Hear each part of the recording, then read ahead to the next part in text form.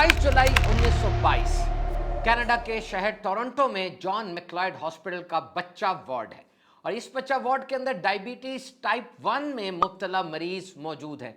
ये छोटे छोटे बच्चे हैं और डायबिटीज कैटो तेजाबियत की वजह से मौत के बिल्कुल करीब हैं। हल्के हल्के अंधेरे में इनके सरहाने इनके वालिदैन बैठे हैं और सोच सकते हैं आप नौमीदी और मायूसी की कैसी कैफियत होगी। और इसी हालत में दो साइंसदान इस कमरे में दाखिल होते हैं और अपनी नई इजाद पैंक्रियाटिक हार्मोन इंसुलिन लेकर पहले बच्चे को इंजेक्शन लगाते हैं।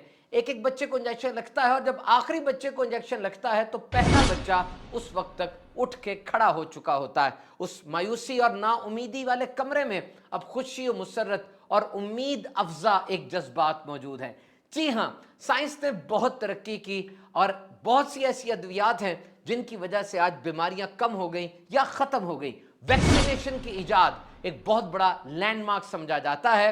वैक्सीनेशन की मदद से एक बीमारी स्मॉल पॉक्स है जो दुनिया में बिल्कुल खत्म हो चुकी है। इसी तरह हेपेटाइटिस सी की जो मेडिसिन अब आई, ये भी बहुत बड़ा ब्रेक थ्रू है। इसके अलावा एंटीबायोटिक्स जिनकी मदद से आज बहुत से अमराज का इलाज मुमकिन हुआ और स्कैन्स टेस्ट, अल्ट्रासाउंड, पेट scan, X ray, MRI, CT scan, इसकी मदद से भी आज बहुत सी सहूलियात इंसान को हासिल हुई हैं। सवाल यह है कि साइंस की ब्रांच जिसे मेडिसिन कहा जाता है, इसकी बुनियाद कैसे मजबूत हुई। याद रखिए, बुनियाद मजबूत हो तो ऊपर इमारत खड़ी करना ये मुश्किल नहीं होता। Who laid the foundation? And now we have a very big palace standing on that foundation. आज उस बुनियाद पर ये जो बड़ा महल हमें खड़ा नजर आता है, कौन इसके पायनियर्स थे। मैं कुछ नाम आपके सामने बोलता हूं, मुझे बताइएगा क्या इन नामों से आपकी आशनाई है। नंबर 1, इब्ने सीना। इन्होंने किताब लिखी कैनन ऑफ मेडिसिन, जिसके अंदर दवाइयों की खूबियां, दवाइयों के खवास बताए गए और जिसे आज फार्माकोलॉजी की दुनिया में mother of all the books कहा जाता है। अल राजी, पर्शियन फार्माकोलॉजिस्ट, जिनकी लिखी हुई कुतुब आज भी दुनिया के अंदर मानी जाती है। अल बैरूनी, इनकी लिखी हुई कुतुब और फार्माकोलॉजी यानी अद्वियात पर जो काम हुआ, कोई इसका सानी नहीं समझा जाता। जी हां, ये मुसलमान हैं जिन्होंने फार्माकोलॉजी और मेडिसिन की बुनियाद डाली। दर हकीकत मेरे आका सल्लल्लाहु ताला अलैहि वसल्लम का वो फरमान, Allah has not sent down any disease without sending down its cure. Allah ने कोई बीमारी नहीं उतारी कि उसकी शिफा ना उतारी हो। ये सुनकर मुसलमान निकल खड़े हुए कि कहीं पहाड़ में, किसी दरख्त की जड़ में या किसी जानवर के अंदर शिफा तो है, क्योंकि सादिक और अमीन ने जो फरमा दिया। जब पूछा गया कि कुरान मजीद में तिब के बारे में क्या है, फरमाया कुरान की पूरी नहीं बल्कि आधी आयत के अंदर सारी मेडिकल साइंस मौजूद है और वो है खाओ पियो और हद से ना बढ़ो। नबी मुकर्रम सल्लल्लाहु ताला अलैहि वसल्लम की तरफ से जो 1/3 का फॉर्मूला हमें मिला कि जब भी खाओ पेट के 3 हिस्से कर लो, एक को खाने से भरो, एक को पानी से और एक को खाली रखो। तो याद रखिए, आज दुनिया में 8 अरब लोग हैं और जब ये रात को सोने के लिए जाते हैं, इनके जहन उबल रहे होते हैं, इनके जहन में सवालात होते हैं। चाहे ईंटें उठाने वाला मजदूर हो या सुपर पावर का सदर हो, हर बंदे के जहन में उसकी अहलियत, मनसब, सोच होती है और उसके ज़हन में सवालात होते हैं। और हमारा ये दावा है और हक है कि इस्लाम के पास इन सारे सवालों का जबरदस्त और बेहतरीन जवाब मौजूद है। Islam is the best way. और आज हम जो भी उलझन लेकर आते हैं, हमें दीन इस्लाम इसके बारे में मुकम्मल रहनुमाई अता फरमाता है कि नबी आखिर ज़मां सल्लल्लाहु अलैहि वसल्लम रहमतुल लिल आलमीन हैं। आखिरी नबी है तो तमाम मसाइल का हल भी आपकी जात में मौजूद है। याद रखिए, मदीना पाक में जो इनकलाब आया वो इल्म का इनकलाब था। That was an inspiration towards development. नबी पाक सल्लल्लाहु अलैहि वसल्लम का वो आफाकी पैगाम लेकर मुसलमान निकले और दुनिया पर छा गए। इल्म का नूर फैलना शुरू हो गया। वो जमाना जहालियत था और फिर जमाना इस्लाम आया और आप देखें कैसे इस्लाम ने प्रोपगेशन ऑफ नॉलेज को सपोर्ट किया। इस्लामी मुआशरा एक ऐसी जगह होती है जो कि स्पिरिचुअल और पर्सनल डेवलपमेंट के लिए एक आइडियल लोकेशन, आइडियल इंस्टीट्यूट पेश करता है और अशरफुल मखलूकात का जो मकाम है, इंसान को उस पर एलिवेट करके लेके जाता है। इस्लाम इल्म को कितनी अहमियत देता है और अमली तौर पे इसके क्या क्या इक़दामात हुए, come let's go with me, I will take you to a journey. आइए मैं आपको एक सफर पे लेके जाता हूं, वो शानदार माजी, वो ग्लोरियस और गोल्डन एज कि जब इस्लाम पूरी दुनिया को इल्म, अदब, इखलाक, तहजीब के नूर से बुकाए नूर बना रहा था। उस वक्त Europe that was struggling with dark ages. اس وقت جہالت کے گندے بادل یورپ پر امڈ کے آئے تھے. بغداد، غرناطہ اور کرتبہ کی یونیورسٹیاں علم کا نور بکھیر رہی تھیں اور یورپ درسگاہ اور جامع اور یونیورسٹی کے نام سے بھی آشنا نہیں تھا. مسلمان علماء کے قلم سے شاہکار کتابیں لکھی جا رہی تھیں اور یورپ کو کاغذ کا بھی نہیں پتا تھا. تحریر اور کتابت ایک خاص طبقے تک محدود تھی. کتابیں تقسیم نہیں کی جاتی تھی، سینہ بہ سینہ چلتی تھیں. سقراط کو زہر کا پیالہ دے دیا گیا. افلاطون چند شاگردوں کے ساتھ بیٹھ کر تعلیم و تعلم کا سلسلہ کرتا تھا اور ارسطو کو جلا وطن کر دیا گیا. علم کو پھیلانے پر سخت پابندی تھی. ایک ایسا کمیشن بنایا گیا جو ڈھونڈتا رہتا تھا کوئی علم کو پھیلا تو نہیں رہا، کوئی علم کی بات تو نہیں کر رہا. 1481 سے لے کے 1808 تک 3 لاکھ لوگوں کو سزائیں دی گئی، جس میں سزا جلانے کی بھی تھی. برن کر دیا گیا، آگ سے جلا دیا گیا. الزام کیا تھا؟ انہوں نے علم کو پھیلایا کیوں. برونو فزسسٹ تھا، اس کو زندہ جلا دیا گیا. گیلیلیو کو پکڑ کر سولی پہ لٹکایا گیا، کہا گیا 70 سال کا بوڑھا توبہ کر لے اپنے خیالات سے ورنہ تجھے مار دیں گے.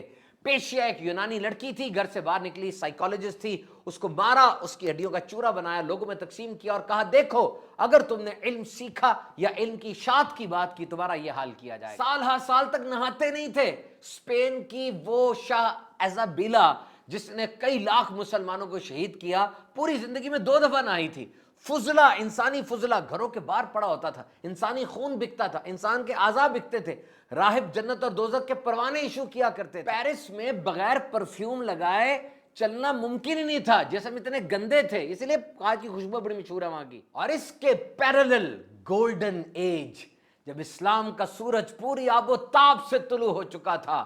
اسلامی دنیا میں ان گنت مسجدیں تھیں، ان میں ان گنت مدرسے تھے، ان میں ان گنت لائبریریز تھیں. ویل ڈیوران اپنی کتاب میں لکھتا ہے کہ مورخوں، فقی، محدثین، جغرافیہ دان، حساب پڑھنے والے، فزسسٹ، ایسٹرولوجسٹ اتنے ہوتے تھے اسلامی دنیا میں کہ گلیاں بھری ہوتی. کوئی ایک بادشاہ، کوئی ایک فرما روا اسلامی سلطنت میں مجھے بتا دیں تاریخ انسانی میں مسلمان فرما روا جس نے تعلیم پر پابندی لگائی. شیخ سعدی یہ فرماتے ہیں کہ جامعہ نظامیہ میں نے ایک ہی نظر میں 7,000 سے زیادہ طلبہ کو دیکھا جو وہاں بیٹھ کر علمی مباحثے کر رہے تھے، علم کے ارتقاء کی بات ہو رہی تھی. وہ عرب جہاں نبی پاک صلی اللہ علیہ وسلم کی بعثت ہوئی زمانہ جاہلیت میں سسک رہے تھے، حضور کی تربیت سے دنیا پر حکومت کرنے والے اور علم میں دنیا کو لیڈنگ فرام دا فرنٹ لے کے جانے والے بن گئے. عہد مامون میں بغداد کی آبادی 10 لاکھ تھی، اس میں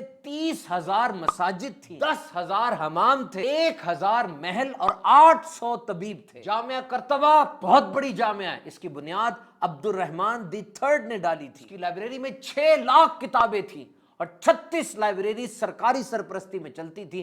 جب بھی کوئی گھر بنتا تھا اس میں لائبریری مسٹ ہوتی تھی، کوئی ایسا گھر تصور بھی نہیں تھا کہ اس میں لائبریری نہیں ہو. قاہرہ میں میڈیکل یونیورسٹی تھی جہاں پوری انٹروسپیکشن کرنے کے بعد میڈیکل کی ڈگری باقاعدہ لانچ کی جاتی، دی جاتی. کرتبہ مراکش میں سکن انڈسٹری تھی، یعنی کھال کارخانے تھے، ٹینریز تھی، کاغذ کے کارخانے بنائے گئے، فارمنگ کی گئی، میٹلرجی کی باقاعدہ کارخانے اور ان کے انسٹیٹیوٹس بنائے گئے. آدھے سے زیادہ سیاروں کے نام عربی ہیں کیونکہ اسٹرالوجی بڑی ضروری تھی. اور چاند، تارے، سورج کی موومنٹ سے تو نمازیں پڑھنی ہے، چاند کی موومنٹ سے تو روزے رکھنے ہیں. ایک سلطان کے وزیر نے 1 لاکھ اشرفیہ مختص کی کہ غریب طلبہ کو پڑھایا جائے اور یونیورسٹی کی تعلیم دلوائی جائے. سلطان محمود غزنوی کو پتہ چلا کہ خوارزم وہ بندہ تھا، اس کے دربار میں البیرونی اور ابن سینا جیسے لوگ موجود ہیں. اس نے کہا فوراً ان کو ہمارے پاس بھیج دیا جائے.